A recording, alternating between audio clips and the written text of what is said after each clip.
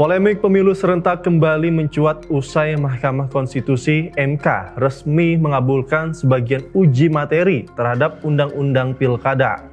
Dalam putusan nomor 135-PUU-XX11-2024 yang dibacakan pada 26 Juni 2025, MK menyatakan bahwa pemilihan kepala daerah atau pilkada tidak boleh lagi digelar bersamaan dengan pemilu nasional.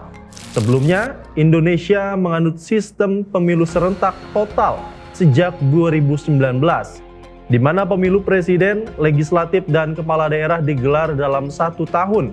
Namun, hasil evaluasi dari pemilu 2019 dan persiapan 2024 menunjukkan banyak masalah, mulai dari kelelahan petugas hingga kompleksitas teknis logistik. Gugatan diajukan oleh sejumlah aktivis demokrasi, akademisi, dan organisasi masyarakat sipil yang menilai sistem ini mencederai kualitas pemilu dan membebani rakyat dalam memilih.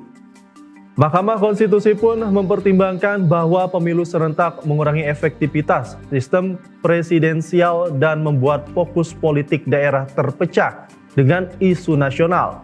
Oleh karena itu, pemilihan umum atau pemilu dan pilkada harus dipisah mulai tahun 2029.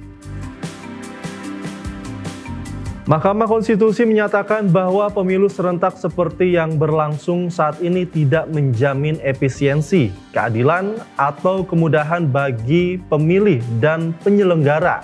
Mahkamah Konstitusi juga mengutip fakta bahwa banyak petugas KPPS yang meninggal dunia akibat kelelahan kerja dalam pemilu 2019. Mahkamah Konstitusi mengacu pada prinsip sistem presidensial yang ideal, yakni presiden dan kepala daerah dipilih pada waktu yang berbeda agar tidak terjadi tumpang tindih kepentingan pusat dan daerah.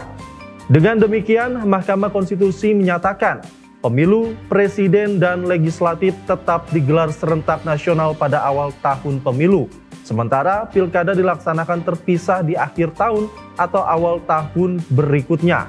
Implikasi dari putusan ini besar. Pemerintah dan DPR RI harus segera merevisi Undang-Undang Pemilu dan Undang-Undang Pilkada agar selaras dengan putusan MK. Begitu pula dengan KPU dan Bawaslu yang perlu menyusun ulang jadwal teknis dan anggaran pemilu untuk periode 2029 ke depan. Bagi masyarakat, perubahan ini berarti akan ada 2 momentum politik besar dalam satu periode 5 tahunan yang membutuhkan perhatian dan partisipasi publik yang lebih konsisten. Putusan Mahkamah Konstitusi ini disambut reaksi beragam dari berbagai pihak. Sejumlah pengamat dan organisasi masyarakat sipil seperti Perludem menyambut keputusan ini sebagai langkah penting dalam memperkuat demokrasi elektoral di Indonesia. Mereka menilai pemisahan akan membuat pemilih lebih fokus, kampanye menjadi lebih substansial, dan penyelenggara pemilu bisa bekerja lebih manusiawi. Pilkada pun tidak lagi menjadi tumpang politik nasional, sebagaimana yang terjadi pada pemilu serentak sebelumnya. Namun di sisi lain, kritik muncul dari beberapa fraksi DPR dan kepala daerah. Mereka khawatir bahwa pemisahan waktu justru akan menambah biaya pemilu 2 kali lipat, memperpanjang ketegangan politik di masyarakat, dan mempersulit koordinasi antara pusat dan daerah. Beberapa akademisi juga mengingatkan bahwa meski secara teoritis sistem ini ideal, dalam praktiknya Indonesia membutuhkan kesiapan logistik, keamanan, dan anggaran yang matang. Mengingat luas dan kompleksnya wilayah serta jumlah pemilih yang besar.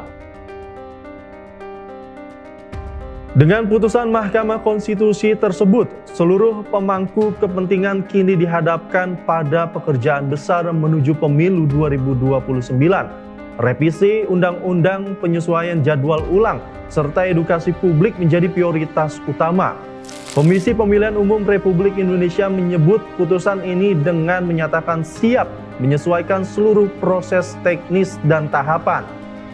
Namun mereka menekankan perlunya dukungan politik dan anggaran yang memadai. Lembaga seperti Komnas HAM, ICW, dan Bawaslu juga mendorong agar pengawasan dan transparansi dalam proses peralihan ini ditingkatkan demi mencegah penyalahgunaan kewenangan atau manipulasi aturan teknis. Di tengah tantangan ini, publik berharap bahwa pemisahan pemilu justru menjadi momen perbaikan menyeluruh dalam sistem demokrasi Indonesia yang lebih adil, efisien, dan partisipatif.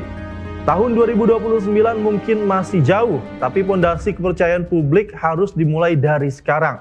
Karena dalam demokrasi, tata kelola yang baik adalah kunci utama keberhasilan bangsa.